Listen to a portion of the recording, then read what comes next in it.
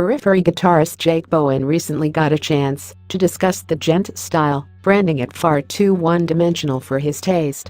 Chatting with Metal Hammer, Jake said that the genre's main problem has to do with the fact that it was born on the internet. He noted, "The whole DJENT thing, I would have embraced it a lot more had there been a bigger diversity in the music, but the problem with that whole thing was it was born on the internet. It really started with Meshuggah, and they had no idea that they were starting anything. They were doing what they do, and they're an incredible band, and no one can touch them or come close to sounding like them. But the actual bulk of the scene started on the internet." The guitarist continued, "What I've noticed is that these bands that try to be DJENT only take one or two flavors from the sound and don't get the fact that it's way more dense than that. So you'll only hear two types of things happening in a lot of mediocre DJENT bands' music, and it's not engaging enough, and it sounds like everything else.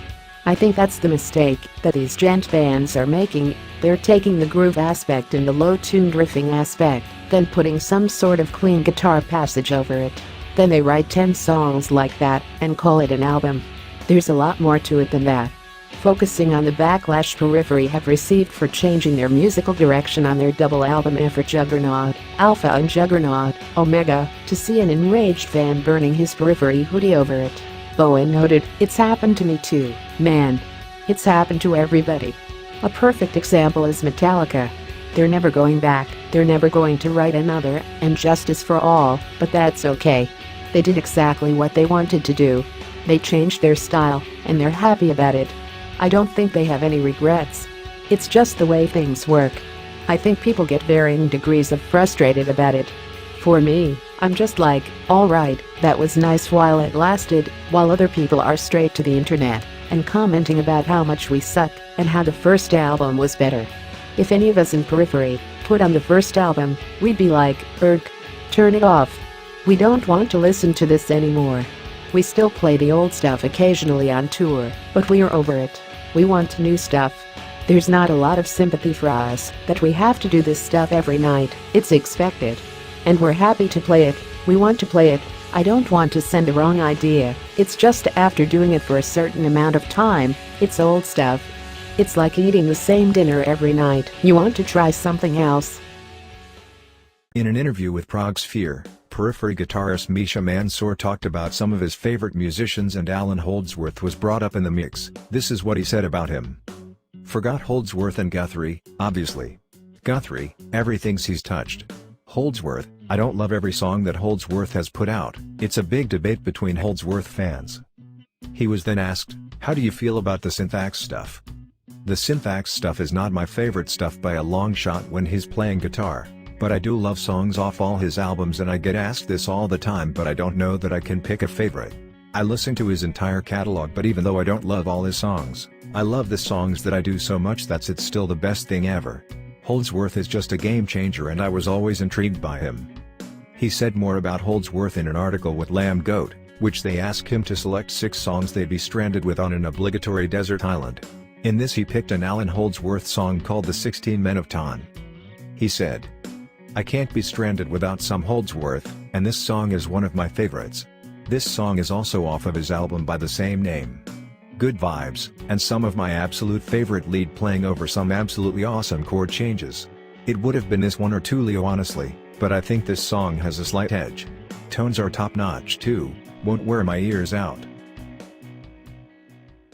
Periphery guitar mastermind Misha revealed that after over a decade of activity, 5 studio albums, and even a Grammy nomination, he still isn't able to make a living solely from his band, Periphery. He was asked, "Will there ever be a metal band that sells as many records as Metallica did?" No one's selling any records anyways now. It's all gone. It's all disappeared. Make income outside of the band. This is what I do with the signature products. It's my way of being able to make a living. It's my way of being able to make a life for myself. People think sometimes Periphery is achieving a little bit of success. We're not a massive band, but we do alright. But we make no money. And people have a really hard time grasping that. Because even as we started making more money, you'll gross a lot and net nothing. The ability to monetize music has just dropped by a factor of God knows what, 10, 100, whatever. But the cost of touring has stayed the same. It just means that you net very little. And then if you want to have a nice production like us, you don't want to just go bare bones on everything. You want it to be an enjoyable show, so you spend money on that. So yeah, we'll gross a fair bit, but we won't net a lot. We did a 5-week tour in Europe last year, we walked away with nothing. And that's a reality of this, European tours are very expensive. US headliners will do pretty well, but you can't do them that often because everybody's touring, oversaturated market, your guarantees will stagnate or go down. I'm 33, and as people start to get older, when I was in my 20s, I didn't mind sleeping on floors or whatever. Now I'm not gonna be doing tours while I'm slumming in a van, it's just not fun anymore. It's not worth it. We all paid our dues already. So it's just one of those things where for us music is just becoming more and more about just doing it for fun. But it's because we all saw this coming. We had no delusions. When I started the band, it was like I'm playing nerdy metal, no one cared about us at all. No one cared about this style of music. I would have been amazed to get even 100 people to come to the show. So it was like, I'm gonna need to figure out some other way to make a living. This is just gonna be for fun. And I think that is more true than ever now. Periphery guitarist Misha talked with UG about writing guitar solos and what he personally thinks of them when it comes to his writing process. Saying, solos were never my strength and they still aren't. Honestly, most of the time it felt like a chore, but sometimes they would come together. And when it would just come together in a nice way, that's when I would try to make them happen. When they would come together naturally and organically. But I was never the kind of person who felt the need to write solos, or like I needed to express myself through solos. It's still probably the most dreaded part of my set. I don't really enjoy playing them, and I don't really do a good job with them. UG said, that's pretty remarkable to hear you say that, because the solo on Jetpacks was amazing. I don't know. I enjoy them from a compositional standpoint, but really their purpose is just to serve as another voice. To that end, most of them are things I'd want to be catchy sort of singing lines. Not necessarily saying a vocalist would or could sing, but something that has similar effect where it's memorable, and hopefully there are motifs in there or something like that. It's not really about shredding away for me. It's more about finding the right notes at the right time. It's one of those things John Petrucci really imparted to me, and then later on players like Guthrie Govan and Alan Holdsworth in his own weird way. That's sort of more my approach to it. But yeah, unfortunately I don't consider myself a very good soloist.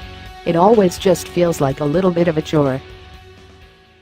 Periphery guitarist Mark Holcomb talked about the essence of heavy music, and how being heavy has nothing to do with drop tunings, telling them in music.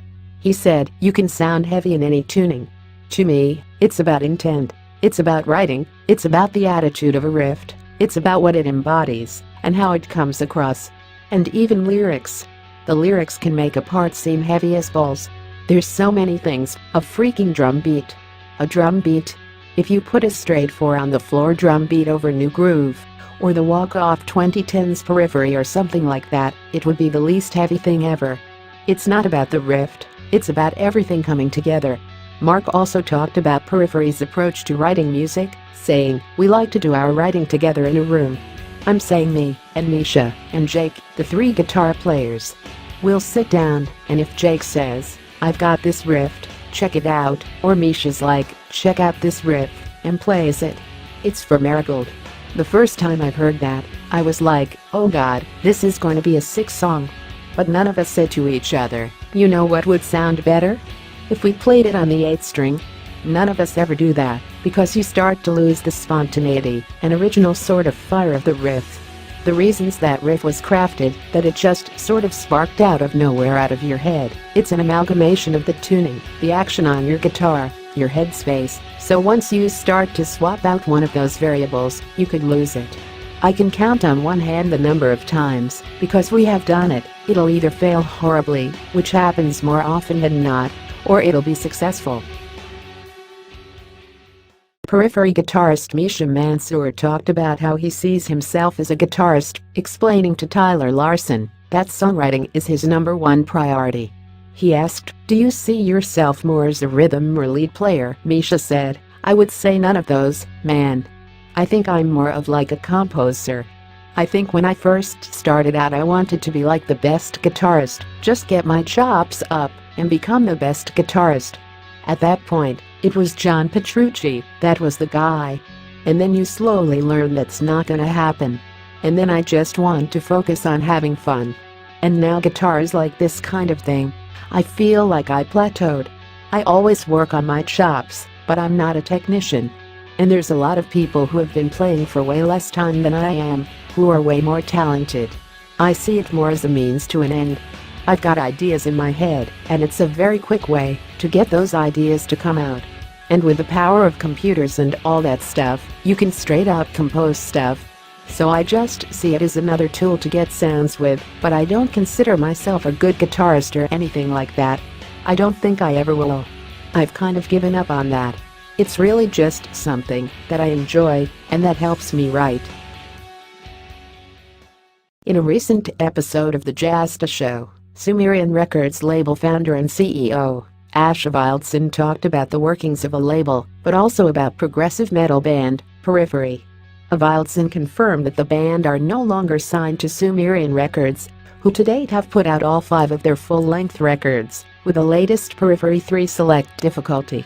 Avildsen shares that, in his opinion, the band are their own worst enemy and need to be open to promoting and boosting their more single-worthy tracks more often than they do. Periphery and Sumerian Records have worked together for a long time. The band's entire discography to date is through the label, and along with bands such as Faceless, Born of Osiris, and Veil of Maya, they're the band that's most indicative of both Sumerian's overall vibe and MEDIOCRE rise to prominence. There is an undoubtedly close relationship between the success of the label and the band. So fans may be surprised to hear that not only are Periphery leaving Sumerian Records, but they appear to be doing so on non-terrific terms. Misha recently said that the band needs other sources of income besides their music to make a living.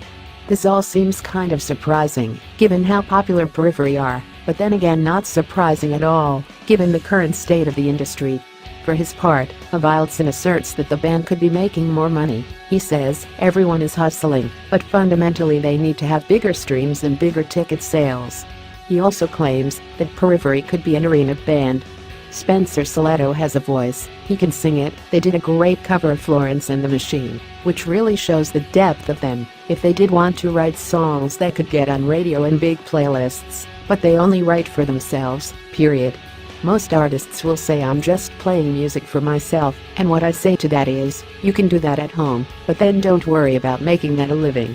Avildsen finally said this, Misha, I love you to death brother, you're a superstar, but you get in your own way.